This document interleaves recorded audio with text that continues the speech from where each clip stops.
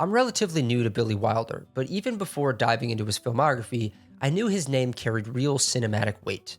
And The Apartment is a perfect example of why. It's built on a surprisingly daring premise, especially for a late 1950s studio film. Jack Lemmon's character essentially lends out his apartment to his bosses so that they could cheat on their wives. I had no idea that that was the setup going in, and it immediately struck me as far more adult and morally complicated than I expected. And from what I read, the film actually angered a lot of people when it was released. Audiences expected something light and charming, and while the movie is funny and charming, it's also deeply melancholic about adultery, loneliness, and even attempted suicide. It's a genuine adult film, not just in content, but in emotional tone.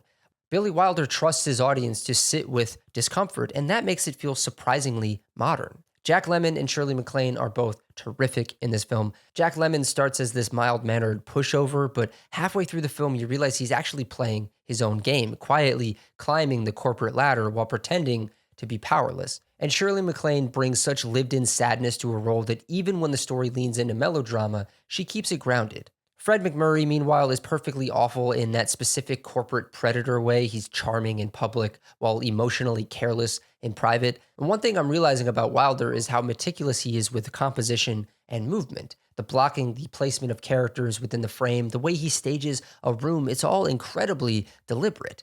The apartment looks simple on the surface, but every shot is doing character work. That being said, some elements do feel dated. The scene where McLean's brother in law shows up and immediately punches Jack Lemmon instead of just asking what's going on, that classic Hollywood misunderstanding trope, it plays a little creaky now. And the suicide plot, while dramatically effective, reads a little bit differently today. The idea that a woman would attempt suicide over an affair with a married man doesn't really resonate in quite the same way in modern context, even though the film handles it with more sensitivity than most films of its era. Overall, The Apartment is sharply written, it's tightly constructed, and deeply humane.